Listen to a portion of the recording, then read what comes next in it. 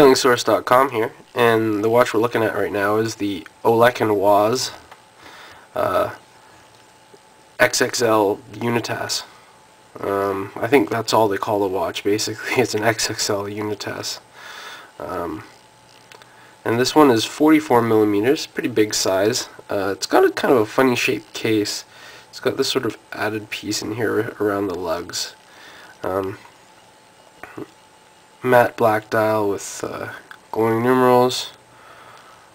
Olech and Wajs precision logo right there. Swiss made, of course, like all their stuff is. Visible movement on the back. Swiss Unitas, of course, with the small seconds there. As you can see, it's going away. Give it a good wind.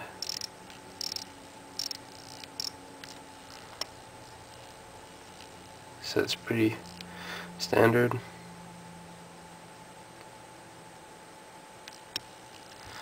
course, non-locking crown so that you can wind. Look there. I believe the crystals on this one are mineral. I'm not sure. I don't believe it's specified on the site, so I assume that means that they are mineral. Olech and Wajs watches typically do have the mineral crystal because they are a little bit more on the affordable end of the spectrum.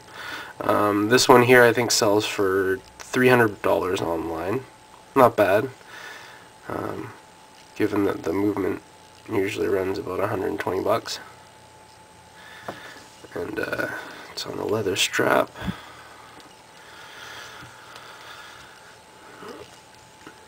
I find this watch slightly big on my wrist. It's not really big at 44, but it has a very flat profile to it, and it doesn't really curve around the wrist, so it tends to look really big on me. At least that's how I feel about it. It's not a bad looking watch. It's not my favorite watch. I've picked up a lot of Unitas movement watches in order to do a series of reviews on them, and to do an overall review in general on the Swiss Unitas movement, and what kind of watches you can get in that sort of and the different price ranges that they come in. And this is pretty much at the bottom of the price range, as one of the most affordable ones that you can get. And when you look at the watch, it's not incredibly cheap in that you can get a Timex for less money. But if you compare the design to watches of a higher price range, there is definitely a noticeable difference in design and overall quality of the parts.